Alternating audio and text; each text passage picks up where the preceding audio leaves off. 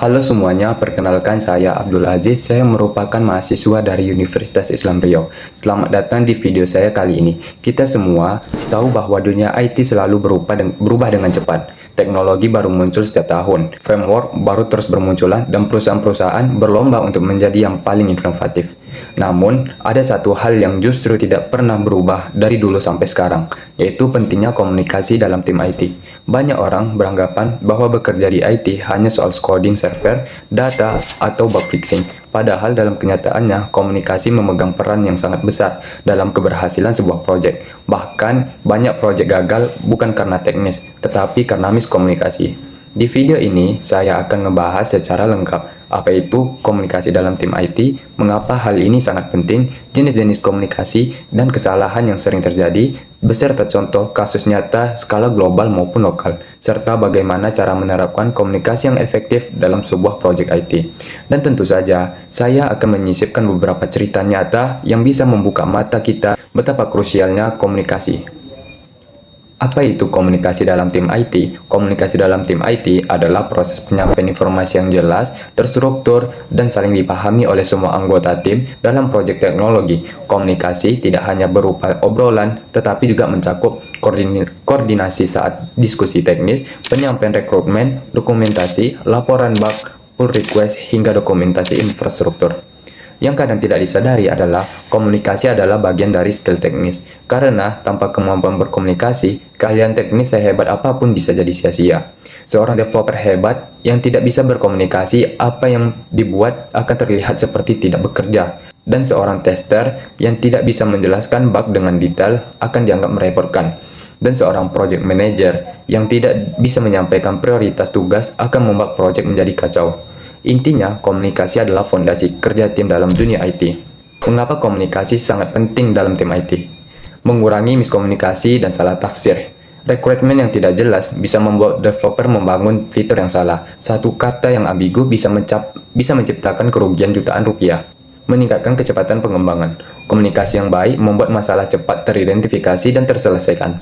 Menghindari konflik internal. Banyak konflik developer versus tester atau developer versus project manager sebenarnya karena komunikasi yang buruk. Menghemat biaya perusahaan. Proyek yang gagal atau harus diulang karena miskomunikasi bisa menghabiskan waktu dan biaya yang besar. Membuat keputusan yang lebih tepat. Setiap anggota tim paham arah kemana proyek, apa yang harus diprioritaskan. Membangun kepercayaan. Ketika setiap orang update dengan jelas, tim menjadi lebih percaya satu sama lain. Tipe-tipe komunikasi dalam tim IT, komunikasi verbal, diskusi tim, meeting, presentasi sprint, atau daily stand-up. Komunikasi tertulis, dokumentasi, email, laporan bug, pesan stack atau WA, komentar di pull request. Komunikasi visual, wireframe, diagram arsitektur, diagram ERD, flowchart, mockup UI. Komunikasi teknis, API dokumentasi, database skema, penjelasan algoritma. Semua jenis komunikasi ini harus berjalan dengan seimbang. Masalah komunikasi apa yang sering terjadi di dalam tim IT? Yang pertama, tidak ada penyamaan persepsi sebelum mulai coding. Developer harus bekerja tanpa membahas detail, akhirnya fitur salah dibuatkan. Yang kedua, tidak mau bertanya ketika tidak paham. Ini sering terjadi pada junior developer yang takut terlihat bodoh. Yang ketiga, dokumentasi buruk. Banyak fitur yang sudah selesai, tapi tidak ada catatan bagaimana fitur itu bekerja. Yang keempat, ada bahasa yang terlalu teknis untuk orang non-teknis. Klien atau manajemen kebingungan memahami perubahan sistem. Yang kelima, ada feedback tidak jelas. Project manager bilang, UI-nya buat lebih menarik, tapi tidak menjelaskan menarik itu seperti apa. Yang terakhir, ada konflik antar anggota tim. Karena nada bicara, ekspresi, atau pesan teks yang disalahartikan. Contoh-contoh kasus nyata yang ada di dunia industri. Yang pertama ada insiden AWS 2017, server down karena satu baris instruksi yang ambigu. Pada tahun 2017, layanan Amazon tiba-tiba mengalami outget besar. Jutaan aplikasi yang menggunakan AWS termasuk Reddit, Trello, Medium, atau Quora mengalami down. Penyebabnya, semua instruksi teknis yang tidak jelas. Tim leader memberikan perintah untuk mematikan server yang tidak diperlukan. Namun, instruksi tersebut ditulis dengan ambigu, sehingga seorang engineer menjalankan perintah yang lebih luas dari yang seharusnya. Ia tanpa sengaja mematikan bagian core subsystem yang menjadikan pusat penyimpanan data. Dampaknya, sebagian internet lumpuh. bisnis online mengalami kerugian besar. Amazon harus meminta maaf secara resmi. Pelajarannya, instruksi teknis harus jelas, spesifik, dan tidak boleh ditafsirkan dua arah. Contoh kasus kedua itu proyek gagal karena tidak ada penyamanan rekrutmen. Sebuah perusahaan software lokal mendapatkan klien untuk membuat aplikasi e-commerce. Meeting pertama berjalan cepat, klien sibuk dan hanya memberikan gambaran singkat. Tim IT membuat rancangan berdasarkan asumsi. 2 bulan kemudian saat demo, klien shock. Yang dibuat tidak sesuai dengan ekspektasi, karena klien menginginkan fitur personalisasi yang tidak pernah didiskusikan. Akhirnya, proyek harus diulang dari awal dan perusahaan mengalami kerugian. Pelajarannya, requirement harus dibahas secara detail, tidak boleh hanya berdasarkan asumsi. Lebih baik meeting 2 jam daripada revisi 2 bulan. Kasus yang ketiga itu, developer dan tester bermusuhan karena bug report buruk. Ini cerita nyata dari sebuah perusahaan besar. Tester menemukan banyak bug, tetapi laporan bugnya sangat singkat. Error saat diklik tombol, tidak bisa login dan gambarnya tidak muncul. Developer merasa tester malas mengerjakan. Tester merasa developer malas membaca. Hasilnya hubungan tegang, proyek lambat, dan suasana kerja tidak nyaman. Ketika Q alert masuk, ia memperbaiki pola bug reporting. Langkah reproduksi, screenshot, log error, expected result, dan actual result.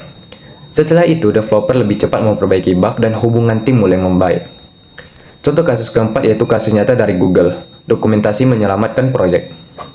Dalam salah satu proyek internal Google, 2 tim berbeda mengembangkan sistem yang saling berhubung. Suatu hari, salah satu tim melakukan perubahan besar terhadap API. Namun, dokumentasinya segera diupdate lengkap dengan contoh penggunaan dan catatan perubahan. Hasilnya, meski API merubah total, tim lain tidak mengalami hambatan, berarti karena dokumentasinya yang sangat jelas. Pelajarannya, dokumentasi bukan beban, tapi dokumentasi adalah penyelamat. Contoh kasus kelima itu startup di Indonesia. Fitur tidak jadi diluncurkan karena miskomunikasi. Di sebuah startup teknologi di Jakarta, desainer membuat UI. Cekcok untuk aplikasi belanja. UI-nya bagus, lengkap, dan sudah dipresentasikan. Namun, back-end-nya tidak tahu bahwa API untuk menghitung ongkir harus disiapkan dari awal. Valentin juga tidak diberitahu kalau metode pembayarannya akan menggunakan 3 channel baru. Hasil akhir, ketika deadline tiba, UI siap, Valentin siap, tapi API belum ada. Dan fitur gagal diluncurkan. Semua ini hanya karena tidak ada komunikasi antara tim desainer, Valentin, dan back-end. Lalu bagaimana cara meningkatkan komunikasi dalam tim IT? Yang pertama itu gunakan tools yang tepat. Jira atau Trello untuk task, Slack atau Discord untuk diskusi, GitHub untuk kode review, Notion untuk dokumentasi. Tools membantu informasi agar tidak hilang. Yang kedua ada daily stand up. Daily stand up durasinya itu minimal 10-15 menit saja, bahas apa yang dikerjakan kemarin, apa yang dikerjakan hari ini, dan apa hambatannya. Dengan begitu masalah akan cepat selesai. Dan masalah akan cepat terlihat. Yang ketiga ada dokumentasi yang rapi. Tidak perlu panjang, tetapi harus jelas. Setiap perubahan penting harus ditulis. Yang keempat ada komunikasi dengan audiens yang tepat. Saat berbicara dengan project manager, gunakan bahasa yang lebih ringan. Saat berbicara dengan developer, boleh teknis dan detail. Yang kelima ada selalu klarifikasi, jangan asumsi. Jika requirement tidak jelas, tanyakan. Jika API berubah, umumkan. Jika ada bug, jelaskan dengan detail. Yang keenam, hindari komunikasi dan emosional. Gunakan fakta, bukan perasaan. API error karena parameter null, bukan karena backend lambat banget. Yang ketujuh, buat dokumentasi visual. Diagram IRD, flowchart, arsitektur aplikasi sangat membantu mengurangi salah tafsir. Yang terakhir ada, lakukan retrospective meeting. Setiap akhir sprint, bahas apa yang sudah bagus dan apa yang harus diperbaiki. Tips komunikasi untuk setiap role dalam tim IT. Untuk tim developer yaitu, jangan diam ketika kebingungan. Tulis komit pesan yang jelas, update progress tasks. Jika butuh waktu tambahan, beritahu lebih awal. Untuk tester, tulis bug report lengkap, masukkan screenshot, log, dan langkah reproduksi.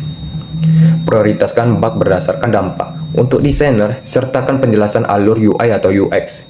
Berikan prototipe agar developer tidak salah mengimplementasikannya. Dan buka ruang diskusi sebelum finalisasi desain. Untuk project manager, sampaikan tujuan dengan jelas. Jangan terlalu banyak meeting tanpa keputusan. Selalu ringkas hasil meeting. Komunikasi adalah pondasi dalam sebuah proyek IT yang sukses. Sebagus apapun codingannya, secanggih apapun teknologinya, semua bisa sia-sia jika komunikasi tidak berjalan dengan baik. Melalui kasus nyata yang kita pelajari hari ini, kita bisa melihat bahwa satu pesan ambigu saja bisa menyebabkan kerugian besar. Sebaliknya, komunikasi yang rapi dapat menyelamatkan proyek besar dan memperkuat kerjasama tim. Semoga video ini membantu memahami pentingnya komunikasi dalam dunia IT dan semoga bisa diimplementasikan dalam tim masing-masing. Terima kasih sudah menonton, sampai jumpa di video berikutnya. Assalamualaikum warahmatullahi wabarakatuh.